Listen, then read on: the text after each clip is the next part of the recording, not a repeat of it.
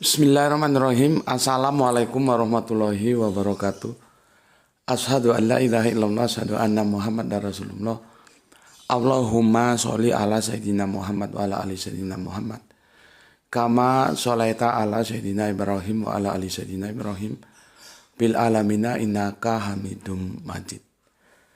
Sebelumnya kita panjatkan dahulu doa untuk saudara-saudara kita yang telah memberikan sholawatnya ya kepada channel ini, sehingga channel ini dapat dengan setia eksis hadir dalam ruang-ruang diskusi kalian semuanya dimanapun kalian berada.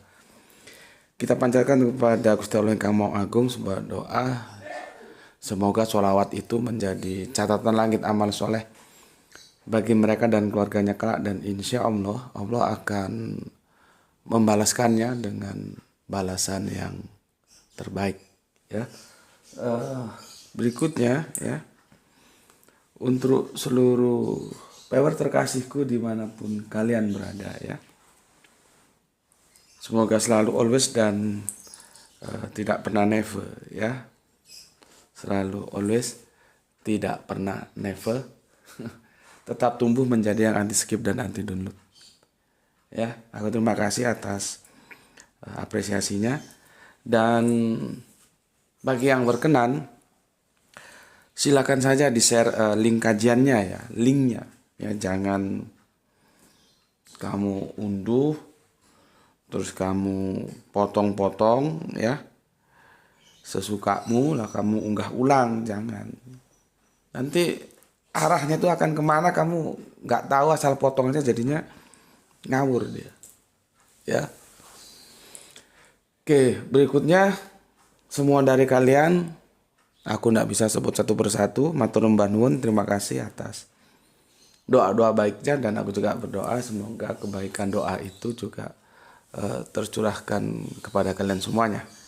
Doa yang kau kirimkan kepada aku, doa baik itu, semoga kebaikannya juga ada padamu, sehingga kita semua sama-sama dalam kebaikan, dan insya Allah doa kita adalah bagian dari doa-doa yang terijabai. Amin amin ya rabbal alamin.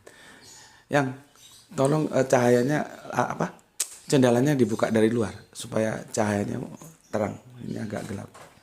Oke. Aku memenuhi logistikku dulu supaya logikanya jalan. Bismillahirrahmanirrahim.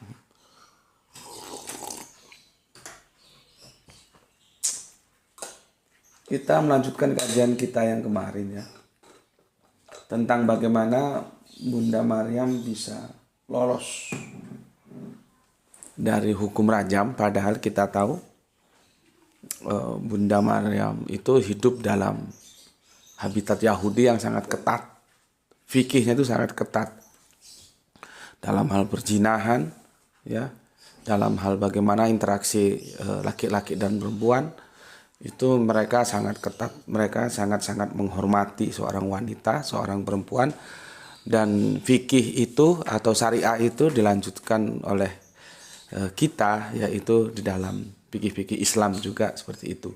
Meskipun secara keseluruhan kita harus akui saudara tua kita Yahudi itu lebih ketat teori hukum fikihnya ya. Oke. Aduh, sorry. Kalau aku ndak demam, cuman batuk. Kalau Grah itu kameramen kita demam. Di mana-mana lagi kena pancaroba musim ini ya, dari hujan ke kemarau, nanti dari kemarau ke hujan. Oke. Aduh. Oke, pertama komen yang masuk dari soleha kita Gispati Palu nyimak di menit kedua. Doa terbaik buat Tuan Guru bersama keluarga dan para viewer, salam Isra. Oke, Islam rasional juga untukmu. Salam untuk keluarga di Palu. Dilanjutkan oleh Kang Mas Muhammad Galbi. Assalamualaikum, waalaikumsalam warahmatullahi wabarakatuh. Jakarta. Syukur alhamdulillah topik yang menarik telah lama dinanti, akhirnya Gus dengan kerendahan hati mau membahasnya. Subhanallah, semoga menjadi sebab terbukanya pintu hidayah bagi para pencari kebenaran. Good job Gus. Oke, Terima kasih, dan aku juga mohon maaf, bukan berarti aku tidak mengindahkan apa yang kau request ya, tapi benar aku lupa. Lupa ya, maklum lah. Makanya kalau ada request dari teman-teman itu aku selalu bilang nggak apa-apa, diingatkan sampai aku tunaikan ya. Lupa aku Mas ya. Sudah berapa tahun, 1-2 tahun yang lalu aku lupa ya. Baru ketika diingatkan aku ingat ya. Oke. Jadi bukan apa-apa, bukan tidak mengindahkan, bukan. Ya karena sibuk dan lupa itu tadi. Waktu itu adalah rezim yang tidak mau diajak kompromi. Jadi kalau kita waktunya terbatas, sementara yang dikerjakan ini belum selesai, ini belum jadinya keburu-buru dan bisa lupa. Oke, terima kasih Kang Muhammad Galbi atas komentarnya. Salam untuk keluarga di Jakarta. Begitu berikutnya Kang Hermas Edison, Kalteng hadir Gus. Setia dan selalu setia menyimak kajian Isra Islam Rasional. Selalu menunggu kelanjutannya yang sangat menarik, yang tidak mau terlewatkan. Oke, terima kasih untuk Kang Hermas ya. Dan salam Isra juga, salam untuk semua keluarga yang ada di Kalteng ya. Terima kasih. Berikutnya ini Kang Mas Awanggadewa. Alhamdulillah, terima kasih atas pencerahannya Tuan Guru. Semoga Tuan Guru sehat selalu. Jember nyimak, salam Isra. Salam Isra juga untuk saudaraku Awanggadewa yang ada di Jember ya. Maybe sometime kita bisa ketemu. Aku baru sekali singgah di Jember, yaitu transit di terminalnya ya. Jadi belum pernah jalan-jalan main, belum. Kalau ke Bondowoso aku via-nya itu via arah-arah atau situ Bondo ya. Jadi nggak via Jember. Kalau via Jember kan muter kalau dari Probolinggo. Tapi maybe sometime kita bisa ketemu. Ya, salam Isra untuk semua keluarga yang ada di Jember, semoga sehat selalu. Berikutnya khotimah medali emas. Bismillah, ikut ngaji, nyimak, berilmu lalu beramal. Pemalang Kota hadir. Oke, matur nuwun soleha kita Mbak Yu khotimah medali emas, semoga sehat selalu bersama keluarga, dan salam untuk semuanya yang ada di Pemalang ya. Matur nuwun. Berikutnya Muhammad Bintang, nih jagoan kita ini. Assalamualaikum Gus. Waalaikumsalam. Muhammad Bintang Ramadan dari Kemayoran selalu hadir ya. Nama kau ini, aku bener ya, aku nggak lip service. Aku orangnya belak-belakan. Seperti kemarin aku ngomong sama kau belak-belakan. Jadi kalau jelek itu memang menurutku jelek, kalau bagus itu menurutku memang bagus. Jadi bukan kalau jelek itu mencela, kalau bagus itu memuja, enggak ya. Nama yang dikasih orang tuamu ini benar-benar hebat. Perpaduan antara apa ya ini ya, antara Arabian dan Indonesian ya. Lihat ini namanya saja, Muhammad Bintang Ramadan, kan bagus sekali ini. Mantap, bagus namanya Muhammad Bintang Ramadan ya. Dari Kemayoran selalu hadir. Izin bertanya Gus, tentang tafsir Ibnu Katsir dalam Quran surat Yasin ayat 13 dan 14 dalam kitab Kosos itu kisah ya, kisah-kisah ya. Jadi kisah itu juga bukan bahasa kita meresapnya dari bahasa Arabian. Coba. Jadi kedekatan antara kita sebagai budaya ya Nusantara dengan Islam itu ya dekat banget gitu loh. Kakak beradik lah kalau kata kami orang Sumatera. Cuman kan karena kita tidak paham, banyak yang mempertentangkan antara agama dan budaya, dan antara Arabian ya, bukan Arab Saudi Arabia, bukan begitu. Antara Islam dan budaya Nusantara gitu. Seharusnya tidak begitu. Justru kita cari titik temunya. Seperti ini ya. Kisah itu bukan bahasa kita loh. Makanya kalau kemarin yang petentang-petenteng mau mendikotomi ya, agama asli, agama import. Orang kata asli aja dia kagak punya kok. Itu dari Arabian. Ya, oke, kok jadi nyasar ke sana? Nggak apa-apa ya. Karena kajian Gus Putih selalu singular. Kadang-kadang dia menjelaskan ini tapi ke sana dulu, dan itu juga pengetahuan kan. Jadi aku bukan yang tipe strike gitu, bukan. Qasasul Anbiya yang menyebutkan 3 urusan murid Nabi Isa yang bernama Sam'un, Simon, Yohanes dan Bulus atau Paulus. Pertanyaan Gus, jika dalam literasi Islam nama Bulus atau Paulus sudah pernah disebutkan, kenapa tidak ada yang pernah menceritakan kisah ini sebelumnya? Terima kasih Gus, mohon penjelasannya. Assalamualaikum. Ya kalau penjelasan dari aku, Mas, orang itu kan tergantung juga oleh literasinya sejauh apa gitu loh. Seperti aku beli buku ya ada yang beli, ada yang kalau kepepet minta. Jadi aku itu tukang kompas ya. Cuman aku nggak sembarangan kompas. Aku akan minta kepada orang yang menurutku dia memang layak untuk dimintai. Dan aku akan berat hati menerima dari seseorang yang menurutku dia itu belum layak untuk memberi. Jadi kasihan. Biar dia penuhi dulu kebutuhannya gitu loh. Aku orangnya belak-belakan gitu. Jadi aku kalau ada buku bagus ya aku beli kalau aku punya duit. Kalau enggak aku kompas. Siapa temanku yang bos-bos itu yang berduit, aku tolong aku beliin buku ini gitu. Ya. Aku orangnya gitu belak-belakan. Tolong aku beliin buku ini. Ya ada duit kan? Ada. Kalau nggak ada ya nggak usah. Tapi ya ada duit nggak? Ada. Tolong aku beliin buku ini. Tak beliin. Ya, nah, buku-buku seperti yang aku beli. Kemarin aku dibeliin buku dari Semarang itu belum sempat aku baca, gitu ya. Buku-buku itu dalam rangka memberikan nutrisi otak. Itulah yang disebut literasi. Lah kalau literasinya terbatas, ya pemahamannya juga terbatas. Jadi pertanyaanmu tentang si Bulus atau Paulus yang dicolek sama Ibnu Katsir itu sementara perspektif katakanlah dunia keislaman jarang membicarakannya ya karena mungkin si pembicara literasinya terbatas gitu aja ya. Oke, itu jawabannya, semoga bisa dipahami ya. Selanjutnya Kang Mas Valin Fatoni, Israel Iliad ternyata telah mengontaminasi Bapak Profesor Mufasirin kita. Israeliat ada di mana-mana. Salam dari Palangkaraya, Kalimantan Tengah. Oke, terima kasih Mas Valin Patoni. Itu bisa kalian sama-sama Kalimantan Tengah bisa silaturahmi dengan Mas Hermas Edison ya. Itu sama-sama Kalimantan Tengah. Nanti kalau misalkan dekat ya saling datang lah ya, saling menjalin silaturahmi sesama saudara ya. Terima kasih untuk Kang Mas Valin Patoni. Memang begitu ya. Kita biasanya terpesona dengan stempel-stempel mufasirin dan segala tetek bengeknya tafsir. Tafsir Jalalain itu ada yang salah loh. Ketika dia menafsirkan tentang besi itu. Ya, aku belum sempat menyampaikannya kepada kalian.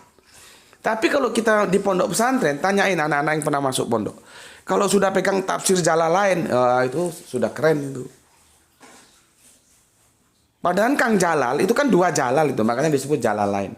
Kang Jalal itu, Kang Mas Jalal itu salah ketika menafsirkan surat Al-Hadid kalau nggak salah tentang besi. Tapi ya kenapa dia salah? Ya kita maklumi karena dia tidak punya literasi tentang saintis, khususnya tentang besi. Jadi kalaupun tafsiran itu salah, ya memang tafsiran itu tidak absolut kok. Biasa-biasa saja gitu loh ya. Makanya jangan disakralkan. Yang disakralkan itu Al-Qur'annya. Kalau tafsir Al-Qur'an biasa-biasa saja, apalagi terjemahan Al-Qur'an. Biasa-biasa saja. Dan kalian harus proud, harus bangga. Kalian tidak hanya punya Al-Qur'an ya, kalian punya terjemahan Al-Qur'an, kalian juga punya tafsir Al-Qur'an. Jadi 3 kalian punya. Al-Qur'annya kalian punya, terjemahannya kalian punya, tafsirnya kalian punya. Kurang puas tafsir si A, cari tafsir si B, si C, si D, terserah. Sekarang tinggal kalian mau belajar atau enggak. Masa kalah sama Kang Mas yang dari Pandaan, Kang Mas siapa itu? Kang Mas Yatim. Yang dia profesinya itu pengakuannya sopir truk lintas Jawa. Dengan begitu dia masih sempat meluangkan waktunya untuk belajar, mengikuti kajian bersama kita di sini. Masa yuk kalah sama dia? Kita tahu supir itu waktu itu begitu ketat. Sekarang itu kembali ke kita masing-masing, mau belajar enggak gitu loh. Ya. Dan jangan gampang terbuai seperti yang disampaikan oleh Kang Mas Valin Fatoni ini ya. Mufasirin Ya nggak apa-apa sih mustahidin, tapi tetap aja dikontrol tafsirannya itu melenceng nggak, gitu. Nanti kita akan membicarakan surat Maryam ini, mulai ayat 27. Yang ini juga salah dipahami.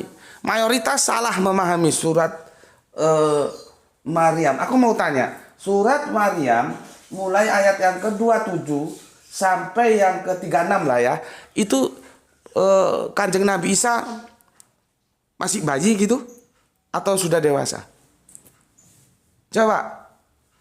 Aku bukan kaleng-kaleng. Kamu kalau masih bertahan seperti pemahaman mainstream, ya jangankan kamu, guru Al-Quranmu panggil sini, diskusikan sama aku. Ini bukan kesombongan, tapi tanggung jawab intelektual. Banyak orang salah memahami, dikirain Kanjeng Nabi Isa masih bayi, masih dalam gendongan. Orang literasinya jelas kok. Nanti aku jelaskan. Dan makanya ya, kalau ngaji sama Gus Beti parsial, sepotong-sepotong, itu jadi sulit. Tapi kalau bagi mereka yang kontinu, untuk memahami ini dia harus tonton dulu. Nanti akan berujung tentang Natal di Gerah.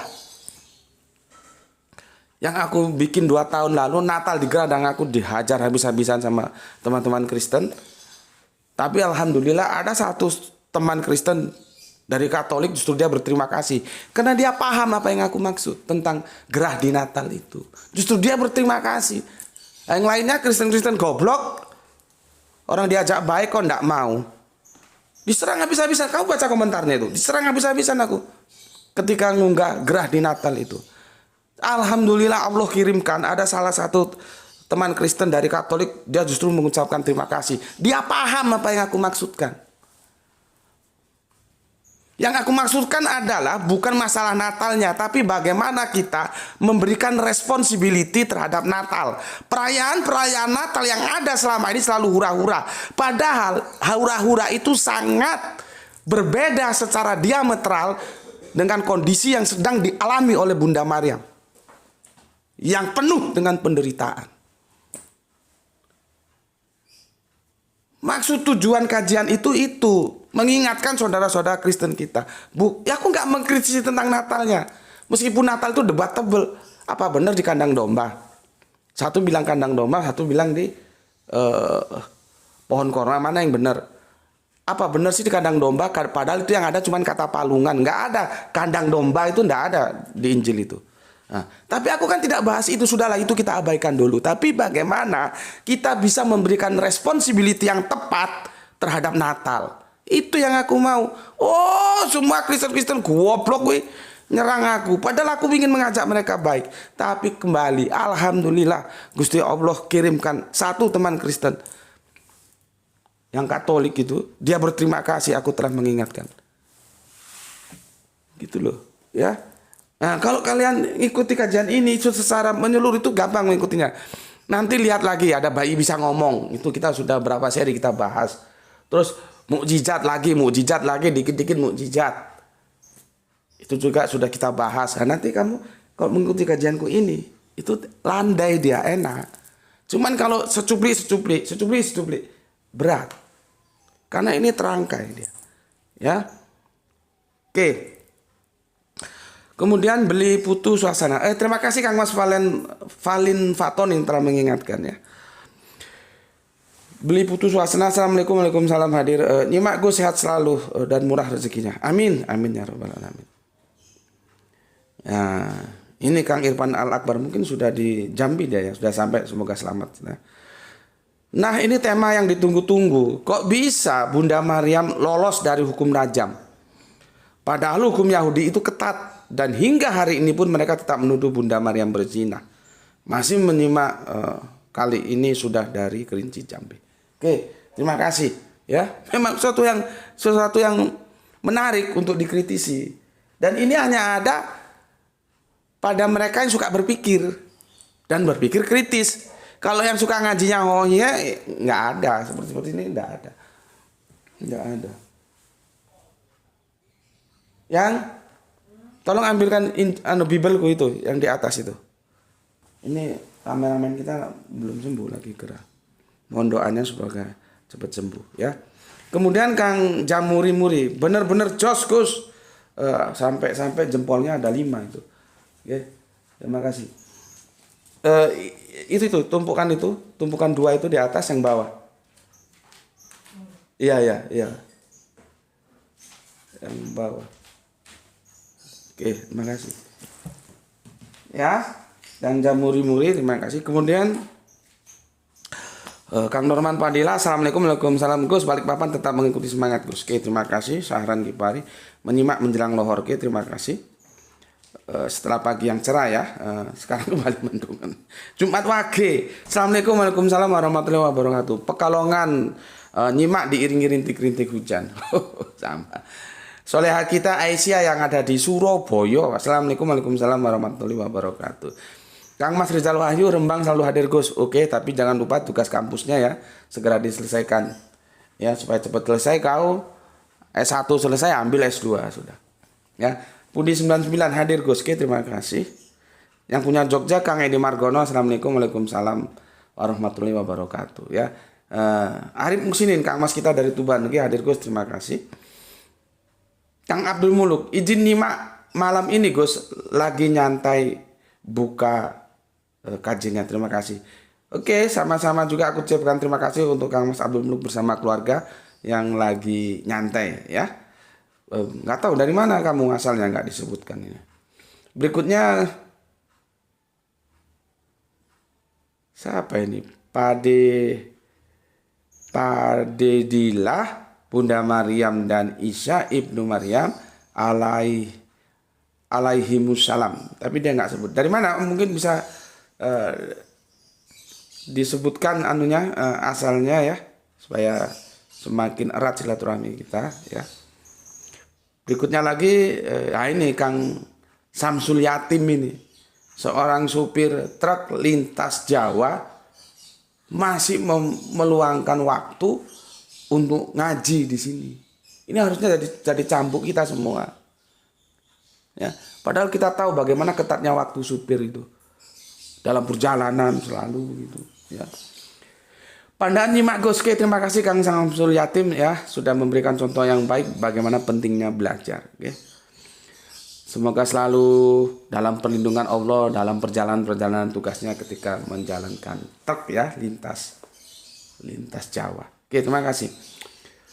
Kang Didi nyimak Gus, terima kasih. Suhi 0604 hadir nyimak Tuan Guru Gus Meti. Oke, terima kasih ya. Apa ini? Terima kasih dengan pencerahannya sudah membaca komentarku ya. Oke, sama-sama terima kasih. Berikutnya El Diablo Bandung hadir angka 10-nya. Oke, terima kasih. Kainko hari ini mendung dan tidak ada mendung tanpa disertai hujan. Tapi ingat, setiap kita senang terhadap pelangi. Ini kata-kata bijak ya, kamu catat. Mumpung Kainko bicara tentang hujan. Setiap kita senang terhadap pelangi. Tapi ingat, pelangi itu hadir karena hadirnya hujan. Ya, pelangi hadir karena hadirnya hujan. Terima kasih untuk Kang Mas Kainko ya. Kang Haris Nandar, oke. Ini soleha kita Yose Dewi. How are you? Lama nggak muncul. Kemana? Ya, Yose Dewi. Soleha kita Mbak Yose Dewi. Ini dari negeri jauh ini. Ya. Aku kalau ketemu dia pinginnya belajar bahasa Inggris sama dia. Dia udah lama di luar. Ya. Kemana aja Mbak Yose? Mbak Yose Dewi kok lama ndak muncul, nama ndak WA. Aku sempat khawatir, tapi doaku selalu semoga dirimu selalu sehat bersama keluarga, bersama putra-putra ya, bukan putra-putri ya, putra-putra tercintanya ya, dan karirnya juga semoga sukses. Ini Mbak kita Yose Dewi yang ada di seberang jauh sana. Kalau dari sini berapa jam naik pesawat? 12 jam atau 8 jam gitu ya. Oke. Begini komennya. Strik aja itu channel. Gus laporin ke YouTube. Iya, ada yang menyarankan begitu, cuman ribet, aku nggak ngerti caranya. menit ke berapa sampai menit ke berapa, banyak aturannya itu. Mau ngelapor-lapor gitu ya. Ya daripada aku lapor-lapor gitu ya mending aku baca buku. Makanya sebetulnya untuk hal-hal yang begitu itu sudah bukan aku yang ngurusin. Ada pendampingku ya. Kalau Gra itu juga terbatas, dia sibuk sekolahnya juga. Yang IT-nya ngerti gitu loh. Aku kalau gini-gini nggak ngerti aku, Mbak. Nah, memang pernah disarankan gini ya. Karena memang aduh sudah berkali-kali dikasih tahu tapi bandel aja. Baik yang Islam yang Kristen kalau nyolong itu nggak mau pamit. Ya namanya kalau pamit ya nggak nyolong ya. Aduh potong-potongnya. Aduh. Ya namanya kalau izin itu ya nggak nyolong, nggak maling ya. Kalau izin. Dulu ada yang bagus-bagus, baik-baik pamit. Terus aku bilang, kamu disuruh siapa? Dia bilang dia disuruh bosnya. Kenapa nggak bosmu ngomong langsung ke aku gitu. Terus aku jelaskan, enggak deh jangan dulu. Biar channel ini tumbuh dan berkembang dulu lah. Kan ini channel belum tumbuh dan berkembang sebagaimana yang diharapkan gitu. Dia ngomong baik-baik bahwa semua topik kajian ini mau dia unggah ke channel dia dan kontribusinya channelku itu akan dipublikasikan gitu loh ke dia. Aku bilang enggak, biar aja channel ini tumbuh dengan sendirinya dulu ya. Karena apa? Enggak ada efeknya. Ada teman pernah dicoba minta data dari sini dan dia ambil videonya itu dia bikin TikTok. Itu satu kali unggah itu ribuan. Yang nonton itu bukan 1.000 2.000, ribuan. Tapi karena berdasarkan pengalaman, maksud dia bagus ingin mendongkrak popularitas channel inilah kira-kira begitu. Tapi aku sudah bilang, coba kamu lakukan dan ingat apa kata-kataku. Karena aku berdasarkan experience, apa yang kamu lakukan tuh nggak akan ngepek ke channelku.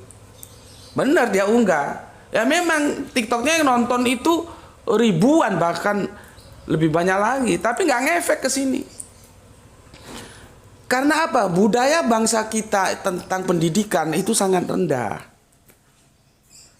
Kalau orang-orang yang terdidik cerdas itu begitu dia dapat informasi misalkan lewat TikTok, oh ini kok bagus kajiannya, dia nyari sumber aslinya. Nah, kalau itu yang terjadi, maka apa yang dimuat di TikTok itu akan berimplikasi terhadap berkembangnya channel ini. Tapi kan masyarakat kita bukan masyarakat bukis, bukan masyarakat yang terdidik secara akademis itu menjadi sebuah kebutuhan intelektual, bukan. Dan terbukti memang nggak ngefek, ya.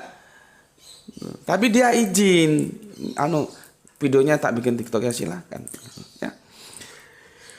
Oke,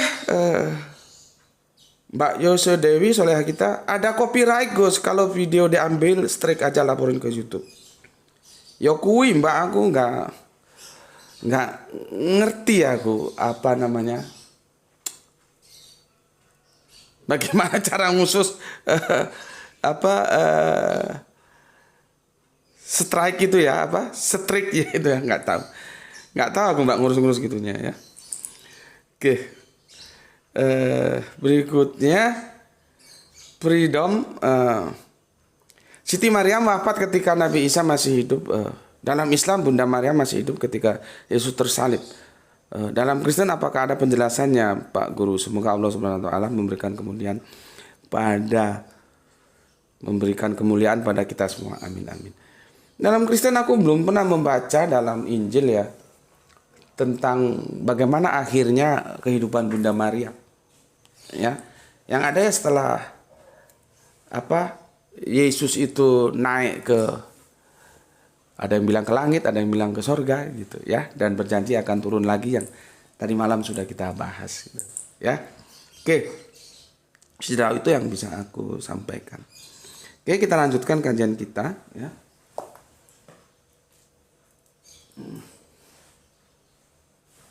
Benar. Oke.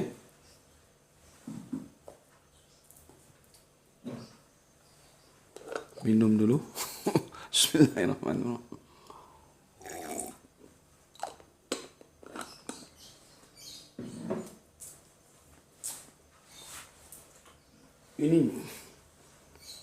Kita sudah menghabiskan waktu setengah jam, 27 detik. Gak apa-apa ya, panjang-panjang dikit lah.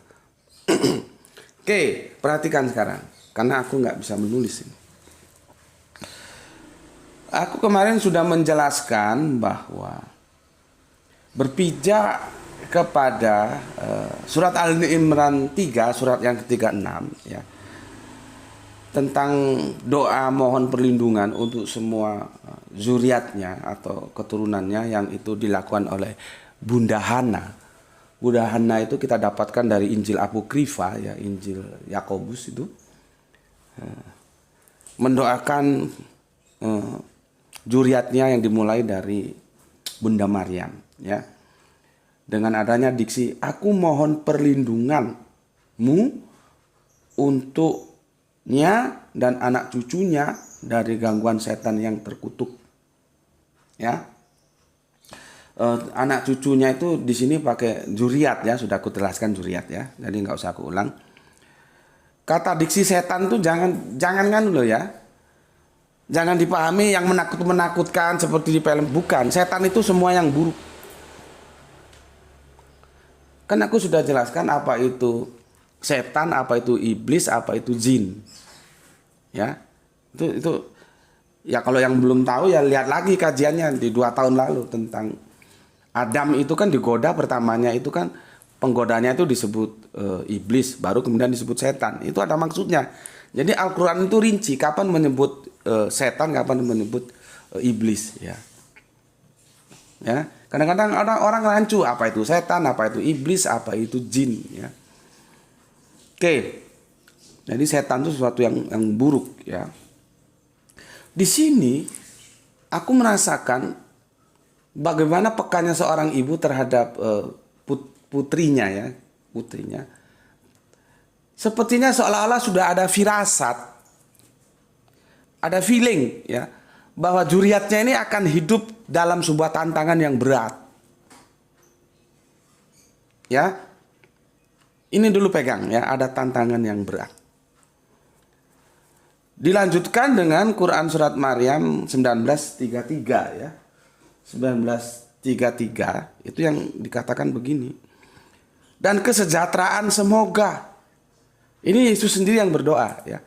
Dan kesejahteraan, lagi-lagi stressing pointnya, kesejahteraan semoga dilimpahkan kepadaku ya, pada hari kelahiranku, wafatku ya, dan kebangkitanku hidup kembali.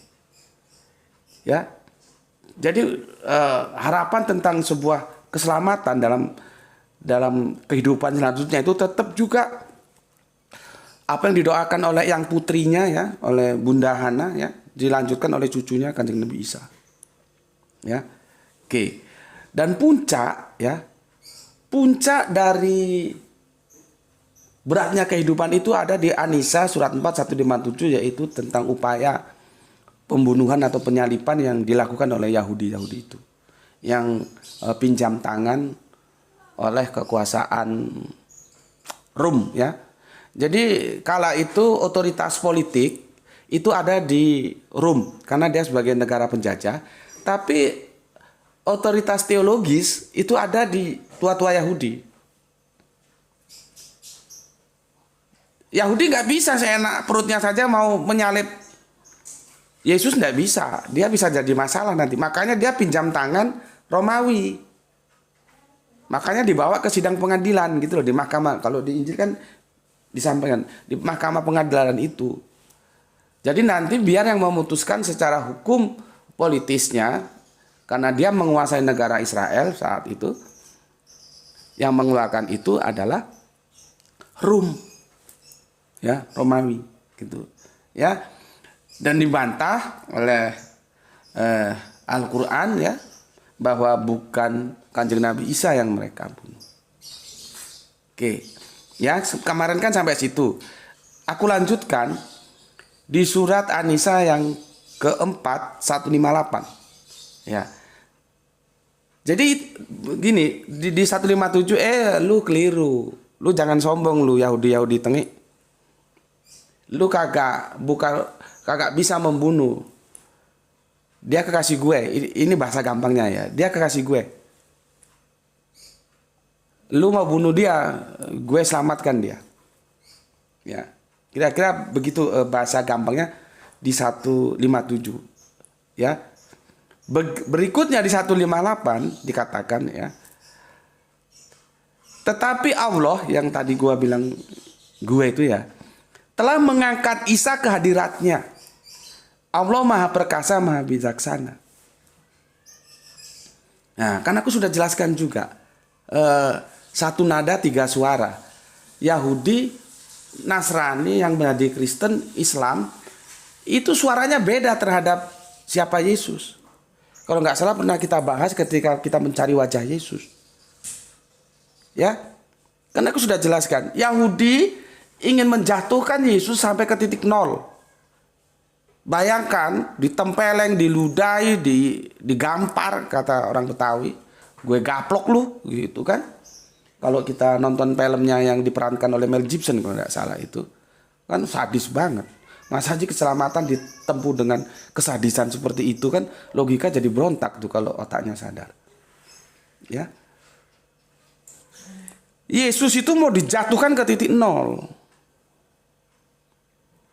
Sementara kebangetan kan dijatuhkan ke titik nol. Kekristenan mengangkat dia sampai melampaui batas menjadi Allah. Nah, Islam datang. Yang dijatuhkan ke titik nol ditarik ke atas oleh Islam. Yang diangkat sampai melebihi batas digeret ke bawah. Gitu loh. Jadi Islam itu memposisikan Yesus sebagaimana posisi dia yang sebenarnya, yaitu Nabi Allah, kekasih Allah yang dipilihnya untuk menjadi utusannya. Jadi dia tidak boleh dinistakan sebagaimana Yahudi menistakan, ditelanjangilah, digampar, diludahi, digaplok. Tapi juga tidak boleh diangkat berlebihan sehingga dia menjadi setara dengan Allah dan menjadi salah satu dari Allah yang Tritunggal itu. Tidak boleh. Islam mendudukkan pada makomnya. Ini teman-teman di luar Islam sepertinya kalau bicara makom itu banyak yang keliru.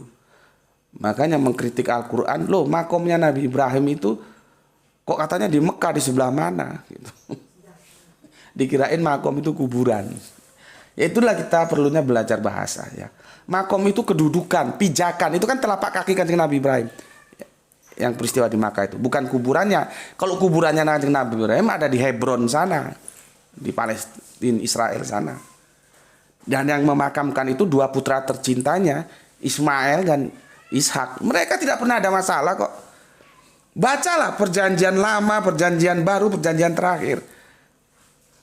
Saudara satu bapak lain ibu antara Ismail dan Ishak tidak pernah terjadi rivalitas. Mereka saling bahu-membahu.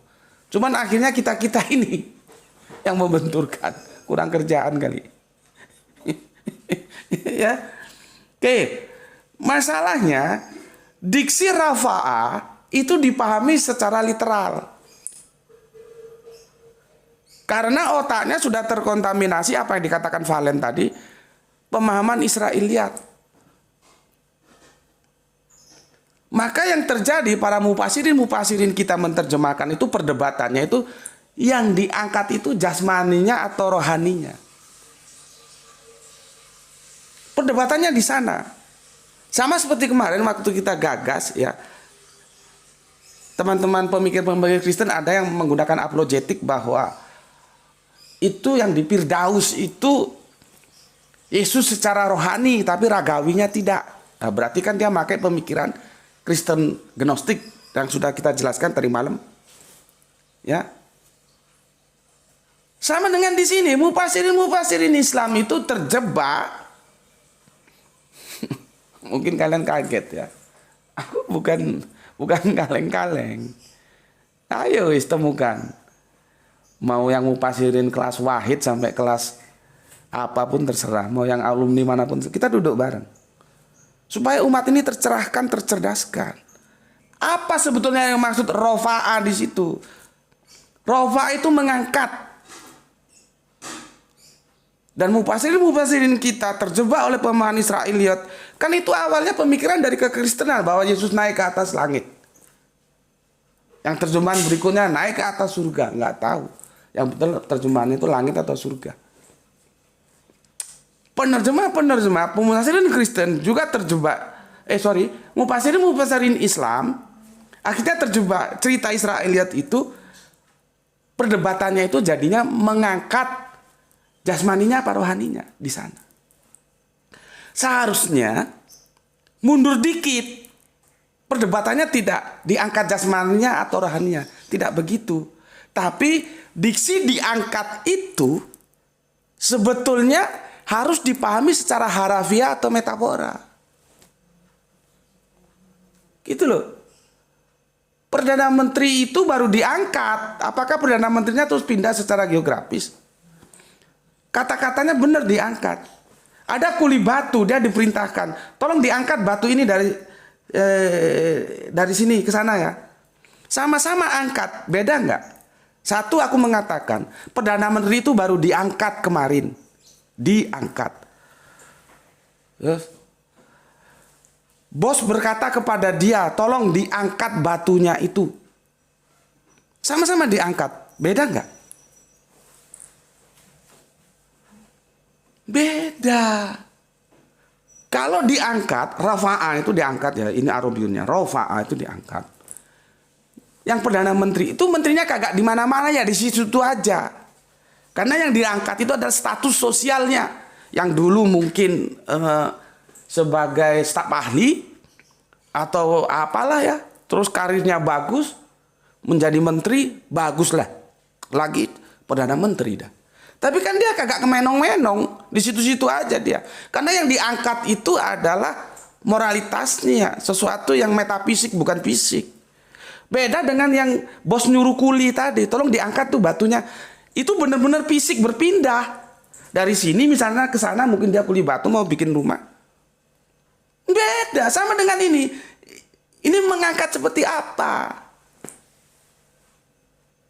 Disinilah beratnya kehidupan Kanjeng Nabi Isa. Tapi Allah tidak mau, maka Allah mengangkatnya. Apa yang diangkatnya? Fisiknya atau metafisiknya? Metafisiknya, moralitasnya, namanya diangkat. Ketika Yahudi Tengi itu mau menjatuhkan dia ke titik nol.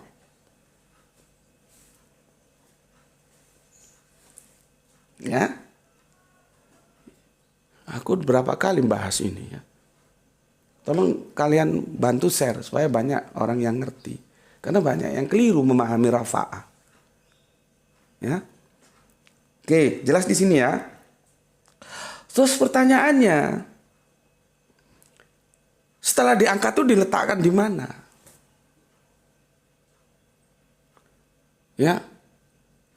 Di posisi mana? Jadi jangan dibayangkan berpindah dari planet bumi ke planet apa di langit, di surga. Mana ada orang hidup di langit. Aku sudah berkali-kali sebutkan ya, kebutuhan hidup kita itu disediakan di planet yang namanya bumi ini. Contohnya apa? Oksigen, tumbuh-tumbuhan.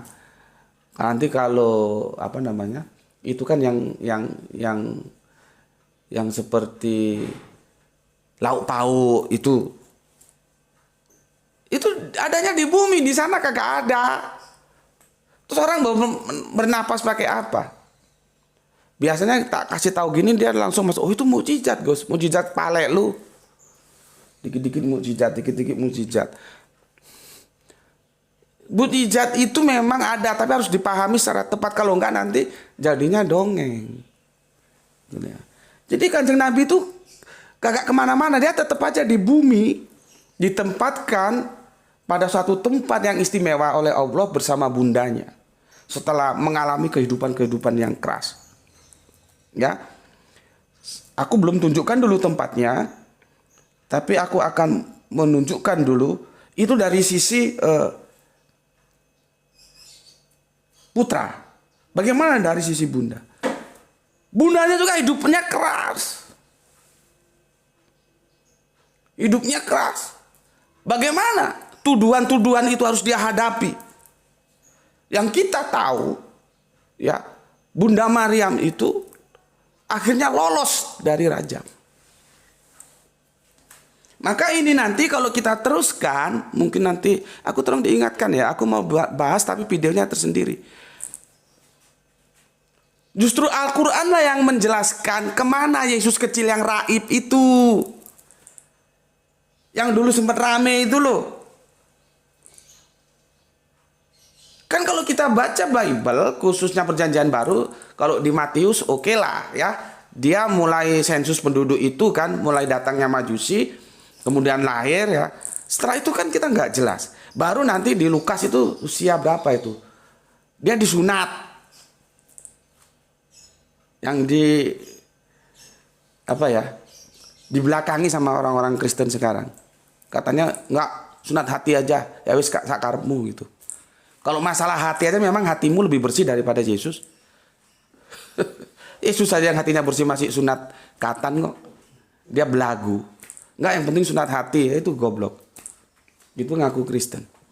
Kristen itu pengikut Kristus, maka ikuti. Napak tilas kepada seperti aku mengikuti menapak tilasi apa yang diberikan oleh Kanjeng Nabi Muhammad. Logika berpikir sederhananya begitu. Kalau nanti Yahudi menapak tilasi apa yang diajarkan oleh Kanjeng Nabi Musa. Jangan kita ngomong mengikut Kanjeng Nabi Musa tapi ajarannya dibelakangi, kan enggak kan jaka sembung itu namanya, enggak nyambung. Jangan ngomong pengikut Kanjeng Nabi Muhammad tapi sunah-sunahnya dibelakangi, kan enggak nyambung. Sama seperti ini. Jangan ngomong Kristen tapi sunahnya apa yang dilakukan oleh Yesus dibelakangi. Aku menyampaikan ini tujuannya apa sih? Kembalilah ke Alkitab, kembali. Nggak lebih, nggak kurang. You mau tetap Kristen silahkan, itu otoritasnya ada kamu. Yang Islam juga begitu. Setelah mengikuti kajian ini, you mau Islam, mau Kristen, otoritas ada di pada kamu. Aku hanya menyampaikan dengan sebuah pertanggungjawaban intelektual. Aku akan bertanggungjawabkan. Itu sama-sama bisa mikir kok. Lu memangnya kagak mikir? Ya. Kan raib itu. Yesus kecil itu kan raib. Maka Al-Quran lah yang menjawabnya. Terus ada yang bilang Yesus sekolah. Tuhan sekolah. Maka berapa lama ini? Sebentar lagi ya. Dengan demikian aku tetap saja memberikan kritik kepada Matius ketika dia menyusun nubuat ya. Menyusun nubuat. Dari Mesir kupanggil anakku, ya. Itu Matius itu salah, ya. Tapi bagaimana Gus kalau ternyata memang Yesus pernah ke Mesir? Ya meskipun pernah ke Mesir, nubuat itu ditujukan itu bukan kepada personal, tapi komunal, ya. Sebentar aku cari ini. Aduh. Benar ya. Nah ini Hosea 11:1 ya. Itu sama Matius dibikin nubuatan yang begini nih. Penyingkiran ke Mesir ya. Setelah orang Majusi itu berangkat, nampaklah malaikat Tuhan kepada Yusuf dalam mimpi dan berkata, bangunlah, ambillah anak itu serta ibunya, larilah ke Mesir dan tinggallah di sana sampai aku berfirman kepadamu. Karena Herodes kan ditipu itu sama Majusi. Karena apa? Karena Herodesnya jahat. Gitu loh ya. Kalau cerita Matius kan begitu. Maka tipu menipu.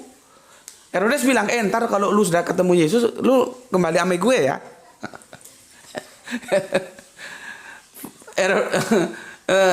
Majusinya kagak goblok, dia tahu entah apa gue kembali sama lu. Dia pulang muter lewat jalan lain. Ya. Terus karena dapat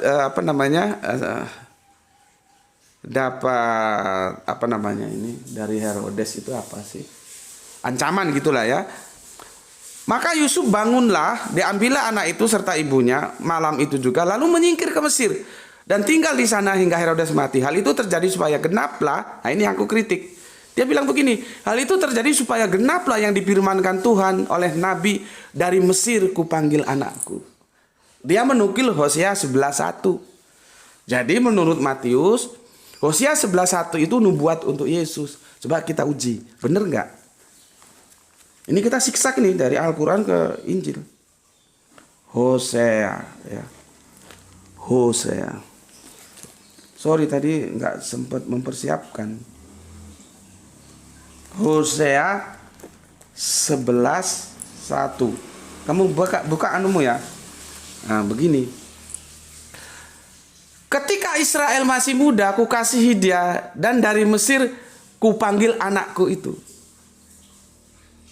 Ini menggunakan Israel. Tidak langsung. Israel itu kan ada 12 suku. Jadi Matius itu sering terlalu ceroboh dalam menarik benang merah antara perjanjian lama dan perjanjian baru, khususnya tentang nubuah-nubuah. Kritikku di situ ya. Tapi mungkin ada teman-teman yang nggak setuju, ya terserahlah ya. Kita masing-masing punya argumen. Karena di sini disebut ketika Israel masih muda, ku kasihi dia, dan dari Mesir ku panggil anakku itu. Ini berbicara tentang bangsa Israel ketika masih di bawah jajahan Fir'aun. Lalu dibawa keluarlah lewat kepahlawanan Kanjeng Nabi Musa. Jelas kok menggunakan Israel. Berarti kan suku bangsa Israel ada berapa? Ada 12. Tidak personal. Kalau Yesus kan personal. Ya, makanya ketika aku bilang Matius kalau menisbahkan peristiwa di Mesir itu, penyingkiran ke Mesir itu dengan Hosea 11:1 itu tidak connect. Ya, salah alamat gitu. Itu yang bisa aku sampaikan ya. Kemudian kita ke sini lagi. Ya. Berpijak dari itu semua, kita sudah tahu bagaimana hukum Yahudi itu ketat. Tapi kok Kanjeng Nabi Isa ya bersama bundanya yang pada waktu itu ya Kanjeng Nabi Isa belum lahir tentunya ya, masih dalam kandungan, bisa lolos. Coba. Ya. Dan ini semakin memperteguh pendapatku bahwa memang aku bukan anti mukjizat. Aku bukan anti mukjizat. Selama memang itu mukjizat ya harus kita bilang mukjizat. Tapi kalau enggak ya jangan terus jujuk-jujuk semua dibilang mukjizat. Jangan begitu. Ya. Bahwa kelahiran Yesus lewat Bunda Maria yang tidak bersuami itu aku masih bertahan hingga detik ini. Memang Bunda Maria itu melahirkan Yesus yang tanpa bapak biologis. Itu mukjizat. Aku masih bertahan di situ. Dan kami sedang berdiskusi berat dengan teman-teman. Karena teman-teman ada yang berpemikiran, oh tidak, Yesus itu punya bapak biologis. Kalau punya bapak biologis menurutku dia nggak perlu hengkang. Dituduh lah, ini istri gue, ini suami gue.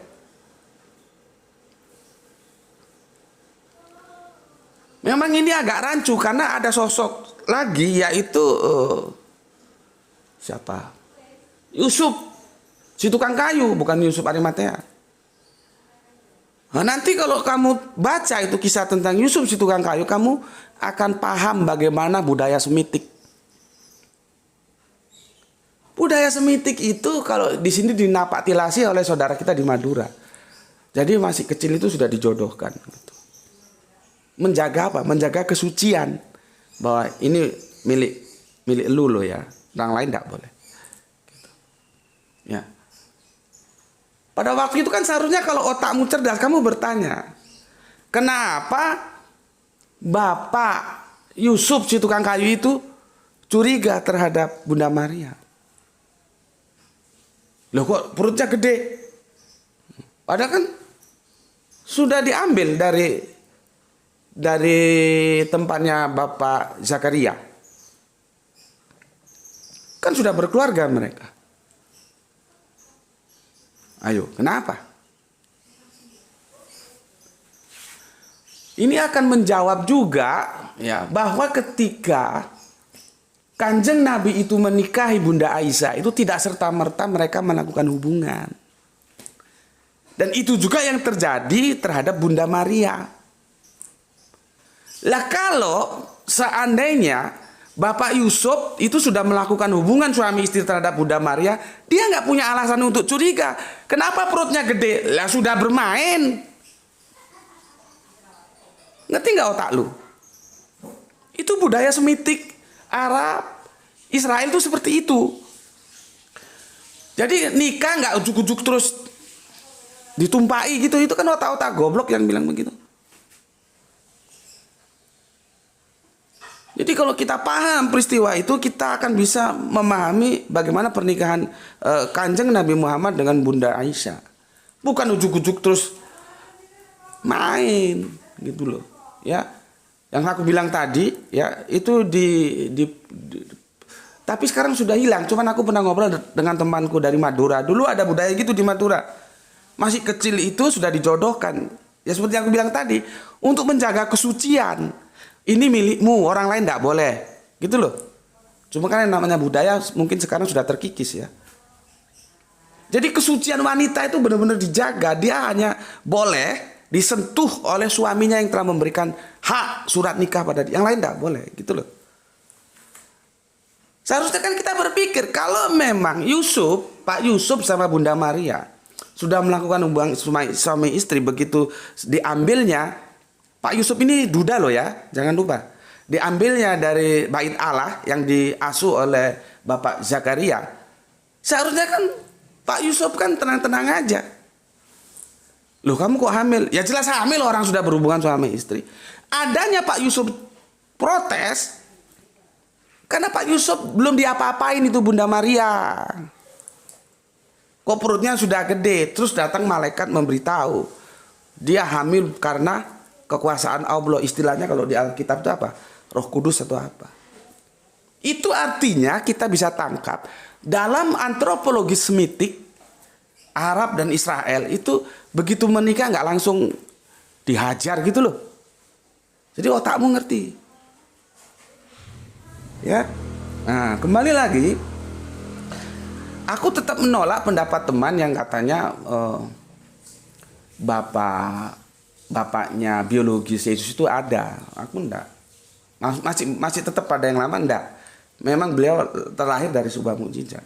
Karena kalau ada, ya, enggak perlu bertele-tele berhadapan dengan Yahudi-Yahudi yang menuduhnya berzina. Dia tinggal membalik saja kan, lu banyak bacot, ini suami gue. Kan tinggal ngomong, tapi faktanya kan enggak. Ya. Dan tuduhan-tuduhan itu begitu keras.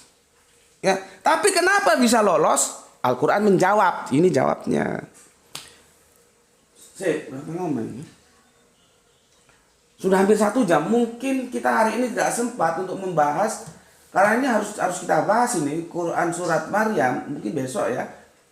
Dari mulai ayat yang ke-27 sampai ke yang 36 ya, mungkin besok ya. Sekarang PR dulu untuk kalian ya. Pada surat dan ayat itu pemahamanmu masih seperti mainstream atau sudah berubah? Sehingga ada 2 pemahaman. Oh, Nabi Isa sudah gede, sudah balik. Oh, Nabi Isa masih digendong, masih kecil, masih ngompol. Yang mana? Aku ingin tahu, nanti tulis di komenmu. Ya. Oke. Sekarang kita cari tahu. Kenapa Bunda Maryam itu lolos dari hukum rajam? Al-Quran menjawab. Dan ini sekali lagi jawaban juga kenapa masa kecil Yesus itu raib dari Bible. Khususnya Perjanjian Baru. Al-Quran menjawab. Karena apa? Lolos dari deteksi para informan. Sehingga penulis Injil itu tidak punya data apa yang mau ditulis. Kenapa raib? Ya karena begitu kuatnya desakan-desakan yang menghimpit kehidupannya, dia harus hijrah, hengkang. Kalau Bible lewat Matius mengatakan ke Mesir, kalau Al-Quran tidak mengatakan tempatnya. Cuman Al-Quran mengatakan menyingkir.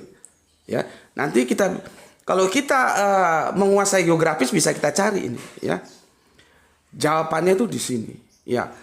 Allah yang tadi kan sudah ya, Allah melindungi keluarga Kanjeng Nabi Isa bersama bundanya setelah penyaliban itu kan. Itu di Al-Mu'minun 23 ayat 50 begini, gue bacain, gue lupa belum bacain. Dan setelah kami jadikan putra Maryam bersama ibunya sebagai suatu bukti yang nyata, bukti kebesaran kami, kebesaran Allah. Dan kami melindungi mereka di sebuah dataran tinggi. Ya. Dengan mata air yang mengalir.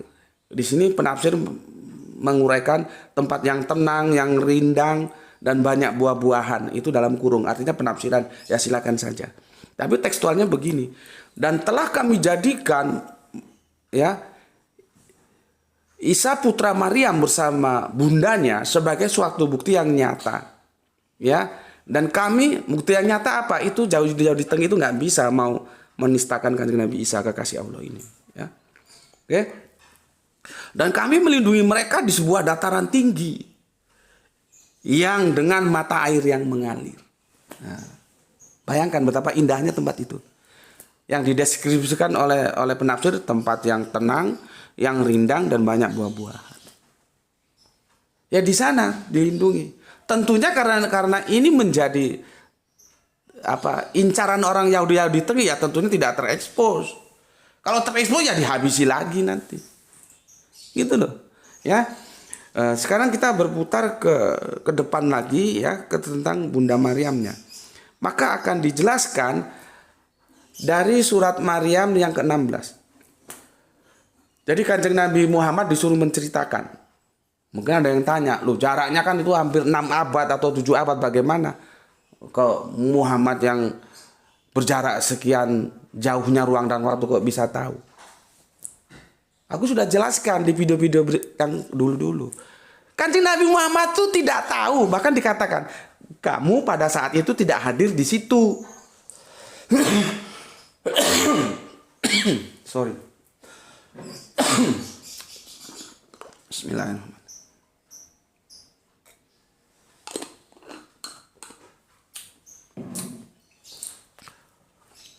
Lalu bagaimana Kanjeng Nabi Muhammad bisa tahu padahal dia tidak hadir pada ruang dan waktu itu? Karena Nabi Muhammad diberitahu oleh yang maha tahu, yaitu Allah lewat firman. Gitu loh. Jadi kerangka berpikirnya linear begitu. Maka gini.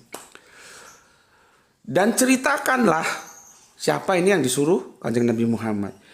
Kisah ya. Nah ini mumpung ingat lagi nih. Kalian supaya nggak goblok. Ini pakai gini loh ya. Waskur fil kitabi Maryam.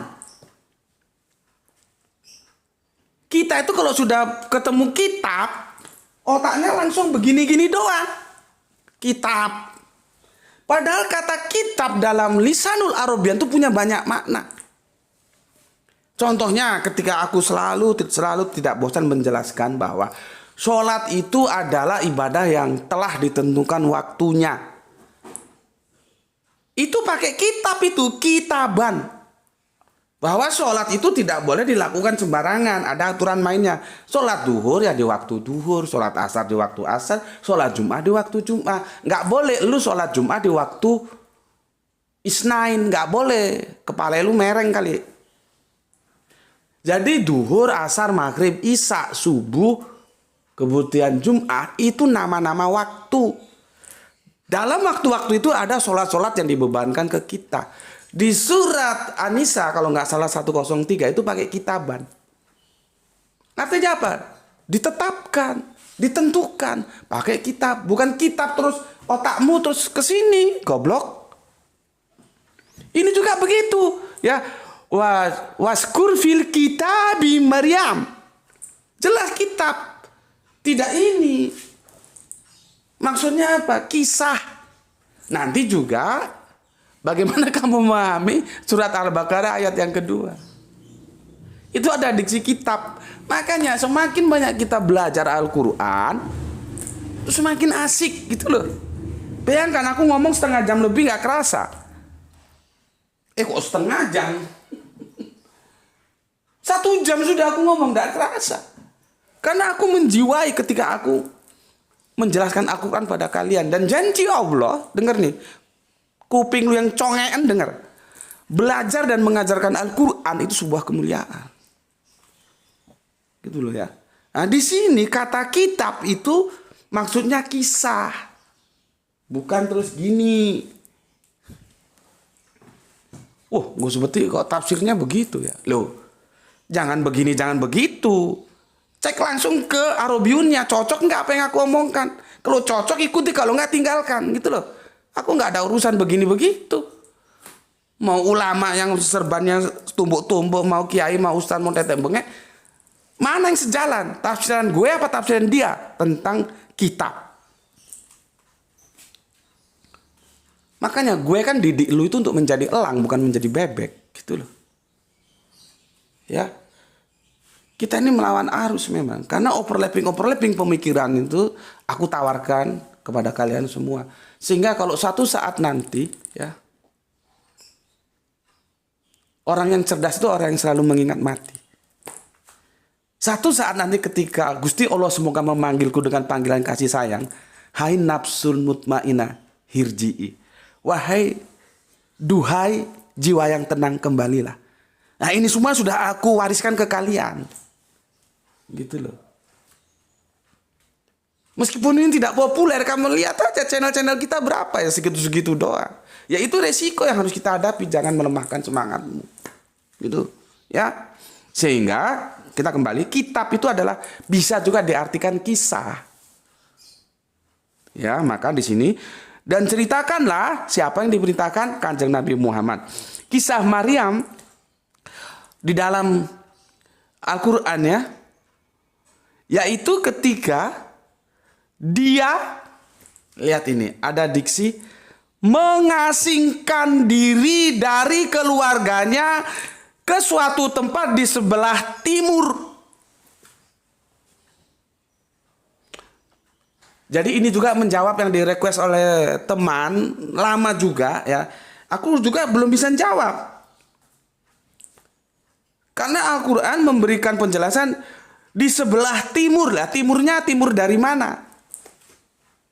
Dari Yerusalem atau dari Nazaret? Ini kita perlu kerja geografis. Seperti kenapa aku sudah ceritakan tentang wong Jawa ngomong sholat ngadep ngulon. Kamu kalau sholat menghadap ke barat. Tanpa menjelaskan kenapa menghadap barat. Karena posisi kita di timurnya Makkah. Gitu loh. Ya sekarang ini kalau kita mau benar-benar cari, ya ini titiknya ada di mana ya? Karena benar dijelaskan ya, dan ceritakanlah kisah Maryam dalam kitab ya. Maksud di sini ceritakan ya. Ketika dia mengasingkan diri dari keluarganya ke suatu tempat di sebelah timur. Di sini Mufassirin memberikan dalam kurung Baitul Maqdis, tapi sejauh mana itu tepat masih diperdebatkan, masih boleh diperdebatkan. Kalau berdasarkan ini ke Mesir, gitu loh, ya. Tapi setidaknya kita tahu begitu beratnya kehidupan Bunda Maryam. Sejak mulai mengandung sudah seperti itu beratnya, maka dia harus mengasingkan diri. Clear ya? Maryam 19:16. Kemudian Maryam 19:22. Maka dia, maksudnya Bunda Maryam, mengandung. Hamil maksudnya. Ya. Dan hamil itu proses.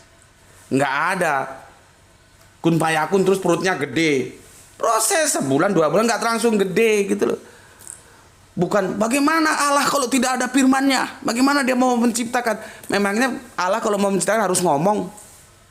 Terus langsungnya terus perutnya Bunda Maryam gede gitu. Itu kan otak goblok yang memahami gitu tuh. Dikirain Allah itu kalau nggak ngomong, nggak berfirman, nggak bisa bikin apa-apa, nggak bisa ciptain apa-apa. terus nanti dibawa ke filsafat. Bagaimana mungkin Allah tanpa firman? Nah, ujuk-ujuk ditelikung, firmannya itu mau dikemanakan? Ke Yesus. Ditelikung lagi, Yesus itu mau dialahkan atau diapoteosiskan atau dideifikasikan. Itulah yang namanya syirik. Dalam dunia pagan syirik itu nggak ada, semua oke-oke aja. Tapi dalam Abrahamic faith, nehi. Kita hanya mengenal Allah yang tunggal, ehad, bukan tritunggal. Ya, oke. Maryam 19:22, aku ulangi. Maka dia Maryam mengandung, lalu dia mengasingkan diri dengan kandungannya itu ke tempat yang jauh.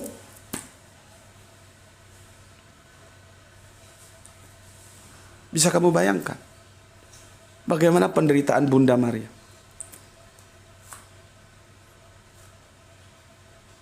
Coba kamu bayangkan. Sejak menghamil sang putra itu dia sudah berusaha begitu berat menghadapi Yahudi Teng ini. Berat kehidupannya. Terus nanti Natal diperingati dengan hura-hura, jingkrak-jingkrak. Yang itu juga dikritik oleh sastrawan kita yang sungguh-sungguh unik, sastrawan kita ini yang tidak ada duanya dalam keanehannya. Multitalent lah, kadang-kadang menjadi sastrawan, kadang-kadang menjadi wartawan, kadang-kadang menjadi dramawan, multitalent. Kadang-kadang menjadi seniman musik juga dia bisa. Yang dia yang ngarang lagu yang judulnya itu diinspirasi dari kitab Yohanes, perempuan yang berzina. Lalu dinyanyikan oleh Kang kita yang dari Bandung itu ya. Judulnya, syairnya itu Yesus pun mencintai pelacur. Ya. Beliaunya itu sastrawan kita ini mengkritik, memperingati Natal kok seperti itu, jingkrak-jingkrak, makan banyak-banyak, perut gede. Nggak begitu. Justru yang diperingati itu bagaimana penderitaan yang ditanggung oleh Bunda Maryam.